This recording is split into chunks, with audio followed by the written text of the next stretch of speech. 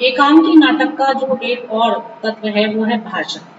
जितना प्रभाव अन्य तत्वों का है उतना ही प्रभाव एकांकी में भाषा का रहता है, क्योंकि जहां तक भाषा का प्रश्न है इसे संवाद की कसौटी कहते हैं। क्योंकि जितने भी हमारे संवाद हैं, और सबसे बड़ी बात तो यह है कि संप्रेषण का माध्यम ही भाषा है। डॉक्टर सिद्धनाथ कुमार ने भाषा शैली को अपने अध्ययन में एक आवश्यक तत्व के रूप में गिना है, किंतु हमारी दृष्टि में यह तत्व की अपेक्षा कलात्मक वैशिष्ट्य का प्रतीक है। क्योंकि ये जो भाषा है ये न केवल एक संप्रेषण के माध्यम के रूप में हमारे सामने आती है, न केवल अभिव्यक्ति का माध्यम बनकर आती है, बल्कि एक कलात्मक सौंदर्य को धारण करते हुए ये सामने आती है। तो यद्यपि ये सत्य है कि भाषा के कोई भी, चाहे कथानक हो या कथा वस्तु हो या कुछ हो, निर्माण नहीं हो सकता उसके बिना। जब तक भाषा नहीं है तब तक आप किसी भी विधा के स्वरूप की कल्पना नहीं कर सकते। कोई भी विधा हो, साहित्य हो, कुछ भी हो, यहाँ तक कि आप किसी भी प्लेस पर ये कल्पना ही नहीं कर सकते अगर भाषा नहीं है तो कि हम वहां पर कहीं आधार ग्रहण कर सकते। तो यहाँ जो भाषा की बात हो रही है वो उसके कलात्मक पक्ष के साथ भी हो रही है। वो केवल यहाँ अभिव्यक्ति का प्रतीक नहीं, वो कलात्मक वैशिष्ट्य का प्रतीक। तो यहाँ ध्यान देने की बात यह है कि कथानक के प्रस्तुतिकरण में हम किस प्रकार की भाषा और शैली अपनाएंगे। हम सरल भाषा लेंगे या संस्कृतनिष्ठ भाषा लेंगे, बोलचाल की भाषा लेंगे। भाषा के सुष्ठु समयोचित एवं पात्रोचित ना होने से जो एकांकी का कथानक है उसकी गति भी रुक जाती है। अगर भाषा अच्छी नहीं है, भाषा पात्रों के अनुकूल नहीं है, भाषा उस देश काल वातावरण के अनुकूल नहीं है, भाषा समय के अनुकूल नहीं है, तो जो हमारा एकांकी का कथानक चल रहा है उसकी गति तो वहीं रुक जाएगी। यह अवरोध सफल एकांकी में एक बहुत बड़ी बात है। इसलिए भाषा शैली को कला पक्ष का अंग यदि माना जाए तो ये अत्यधिक श्रेयस्कर होगा। इसमें कोई दो राय नहीं है कि भाषा के द्वारा ही किसी भी एकांकी के कथानक को एक गति, एक विकास, एक चरम अवस्था प्राप्त होती है। वास्तव में अगर बात करें तो भाषा को हम साहित्य के एक शरीर के रूप में देख सकते हैं। भाषा को साहित्य का शरीर माना गया है और ये मस्तिष्क या हृदय पटल में उद्वेलित विचारों एवं भावों के व्यक्त करने का भी माध्यम है। यानी कि जो भाषा है वो हमारे मस्तिष्क में आने वाले, हमारे हृदय पटल पर आने वाले जो भाव हैं, विचार हैं, उन्हें भी उद्वेलित करता है, उन्हें भी प्रकट करता है। और इस रूप में भाषा की अभिव्यक्ति ही संपूर्ण साहित्य को स्वरूप प्रदान करती है। भाषा का जो एक सौंदर्य है वो सौंदर्य साहित्य को सौंदर्य प्रदान करता है। हम देखते हैं इस दृष्टि से कि अगर मान लीजिए हमारी जो भाषा है वो हमारे पात्रों के अनुकूल है, हमारे एकांकी का जो परिवेश है, जो वातावरण है, जो प्रकृति है, जो स्वरूप है, उसकी विशिष्टताओं को अंगीकार कर रही है, इस प्रकार की भाषा का प्रयोग किया गया है। तो इसकी सम्यक धारणा यदि लेखक में विद्यमान है तो ये भाषा दुरूह न होकर बोधगम्य रहेगी, अर्थात कठिन नहीं रहेगी। ऐसा नहीं रहेगा कि पाठक को, दर्शक को समझ ही नहीं है। ये भाषा बोधगम्य रहेगी। लेखक ऐसी अवस्था में प्रसाद गुण युक्त शैली अपनाएगा और इस प्रकार अभिव्यंजना के लिए उसे उपयोगी बना सकता है। विषय एवं पात्र के अनुरूप भाषा नाटक में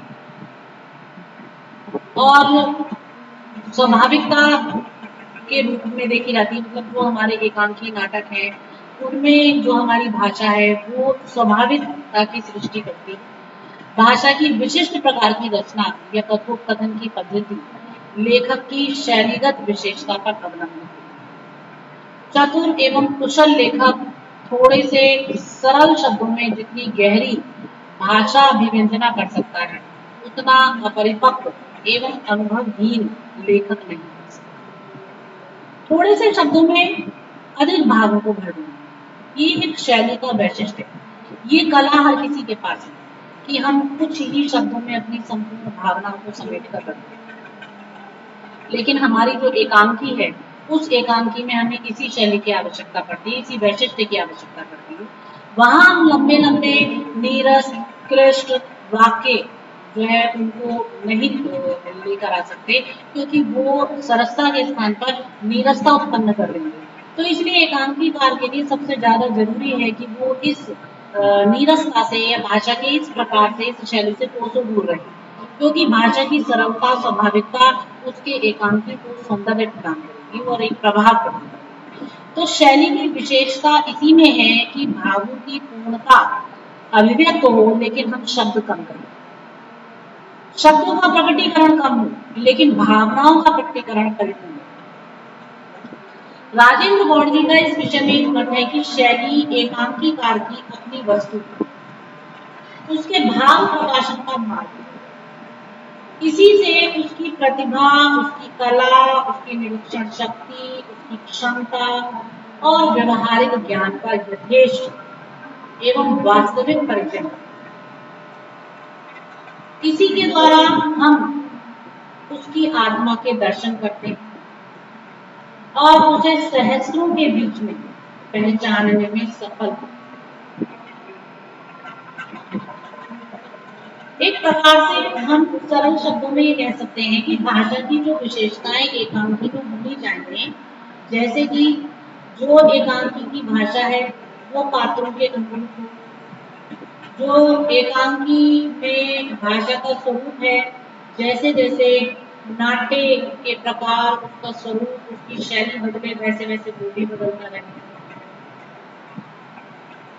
यथार्थवादी जीवन के निर्देशन करने के लिए हमें सहज सरल बोधगम्य भाषा का प्रयोग करना चाहिए।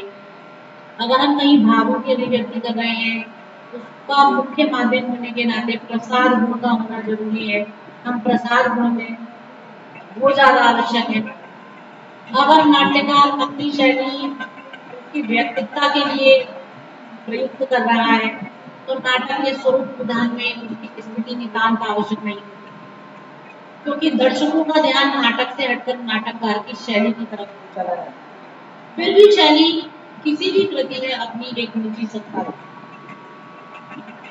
कला की दृष्टि से भाषा का सौष्ठव नाटक की प्रगल्भता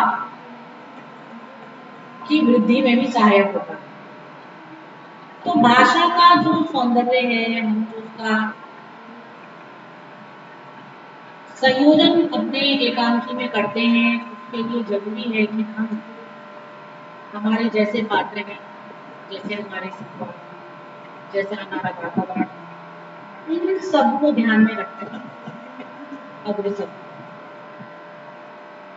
तो ये बात तो पहले भी आ चुकी है कि संवाद भाषा के अनुसार स्वरूप को ग्रहण करते हैं, सौंदर्य को, वैशिष्ट्य को धारण करते हैं। तो दृश्य माध्यम होने के कारण भाषा को आधिकारिक संकोच नहीं होना चाहिए, अधिक से अधिक, और लिखित भाषा उच्चरित भाषा के प्रभाव का एक अंतर दिखाई देना चाहिए, क्योंकि जो एकांकी नाटक है वो दृश्यात्मक है, तो वहां पर चीजों को वर्णन नहीं किया जाएगा, वहां पर दृश्य को उपस्थित किया जाएगा और उसकी उपस्थिति भाषा के प्रभाव से होगी। नाटक में भाषा का मौखिक रूप प्रदान होता है, दर्शक उसे मंच पर देखता है, सुनता है। तो जैसे पात्रों ने कुछ कहा, बात दर्शकों को तत्काल पहुंचे, वो आत्मसात करें, वो समझें, उन्हें समझ में आए, सोचने विचारने का समय यहाँ नहीं होता। लेखक को मौखिक शब्द के प्रभाव क्षमता पर अपना ध्यान केंद्रित करना होता है, उसके बोलने में जो हाव भाव आने चाहिए वो दृश्य प्रस्तुत करते हैं। तो यही आकर दृश्य माध्यम की भाषा पाठ्य माध्यम की भाषा से और ज्यादा विशिष्टता को धारण करने वाली है। भाषा का प्रयोग पात्रों की मन स्थिति, गण, स्वभाव, संस्कार, सामाजिक स्थिति के अनुरूप होना चाहिए। एकांकी का आकार छोटा होने के कारण भाषा में संप्रेषणीयता की मांग और अधिक बढ़ जाती है। शैली का अर्थ है कि कथ्य को प्रस्तुत करने का ढंग, कि हम किस ढंग से अपनी बातों को कह रहे हैं, प्रस्तुत कर रहे हैं। और कथ्य को प्रस्तुत करने के ढंग की जो दो चीजें हैं जिनका खास असर होता है, तो सबसे पहले तो एकांकीकार का अपना व्यक्तित्व, कि उसका स्वयं का व्यक्तित्व क्या है, स्वयं का वैशिष्ट्य क्या है, वो किसी भी चीज को किस दृष्टि से देखता है, समाज में अपने चारों ओर व्याप्त जो वातावरण है उसमें क्या कल्पनाएं करता है। और हर लेखक का अपनी बात को कहने का एक निराला ही ढंग होता है और वही उसकी शैली के रूप में जाना जाता है। उसको पता है कि वो किस ढंग से अपनी बात करेगा। दूसरा, वह अपने कथानक के लिए जिस विषय का चयन करता है उसकी शैली को वो स्वयं निर्धारित करता है। तो इस तरह शैली के भी अनेक रूप हो जाते हैं। जैसे व्यंग्यात्मक शैली है, हम कुछ कह रहे हैं, व्यंग से कर रहे हैं, व्यंग कर रहे हैं, आप बहुत सुंदर। ये व्यंग्यात्मक मिले तो पूरा व्यंग है, इतनी सुंदर तो नहीं जितने दिखते हैं, जितना कहते हैं। सरल में कहें तो सीधा सीधा अर्थ। तो प्रतीकात्मक शैली, हास्यपरक शैली, विश्लेषणात्मक शैली, बहुत सारी शैलियां हैं जिनका प्रयोग एकांकीकार अपने एकांकी को गढ़ने में करता है। नाटक में लेखक की अपनी शैली सीधे प्रस्तुत न होकर पात्रों के मुख से सामने आती है। लेखक की अभिव्यक्ति पात्रों के द्वारा होती है। तो व्यंग, विवेचन, विवेचन, तर्क सभी संवाद के रूप में वहां प्रस्तुत होते हैं। पात्रों के मनोविज्ञान की प्रस्तुति के आधार पर मनोविश्लेषण परक शैली या भावनात्मक शैली कोई सी भी हो सकती है। विषय की दृष्टि से गंभीर विवेचन की शैली या सहज बोलचाल की शैली हो सकती है। अभिनेता की प्रमुखता है तो इस दृष्टि से भाषा शैली और संवाद बहुत ज्यादा महत्वपूर्ण है, क्योंकि माध्यम दृश्य है। इसलिए नाटक की भाषा का लिखित पक्ष जितना महत्वपूर्ण हो सकता है, मौखिक पक्ष उससे कहीं ज्यादा महत्वपूर्ण होना चाहिए। लिखित रूप में प्रभावपूर्ण होते हुए भी यदि भाषा तथा शैली दृश्य उपचारित रूप में स्वाभाविक और प्रभावपूर्ण नहीं लगेगी तो नाटककार का सारा उद्देश्य ही निष्फल होगा। क्योंकि यहाँ जो उद्देश्य आएगा सामने वो पात्रों के संवादात्मक प्रस्तुतिकरण पर आएगा कि किस दशा से उसकी प्रस्तुति हो रही है, उसमें क्या हाव भाव है। बोलचाल की सहजता, स्वाभाविकता, प्रभविष्णुता नितांत अपेक्षित है। यहाँ लेखक ने मान लीजिए यदि व्यंग्यात्मक या प्रतीकात्मक शैली अपनाई तो व्यंग या प्रतीक दर्शक को सहज बोधगम्य में होने चाहिए, अन्यथा उनका कोई अपेक्षित प्रभाव ही नहीं पड़ेगा। और जब वो व्यंग का प्रभाव नहीं पड़ेगा तो कथ्य साधारण हो जाएगा, उसका रस समाप्त हो जाएगा। अतः संवाद पढ़ने में जितने प्रभावकारी और संप्रेषणीय होंगे, मंच पर प्रस्तुत करने में उससे भी अधिक प्रभावकारी होना चाहिए, उससे कम नहीं होना चाहिए। केवल पढ़ने में और उसको प्रदर्शित करने में बहुत अंतर है। तो आवश्यक है कि हमारे संवाद की जो भाषा है, उसकी जो शैली है,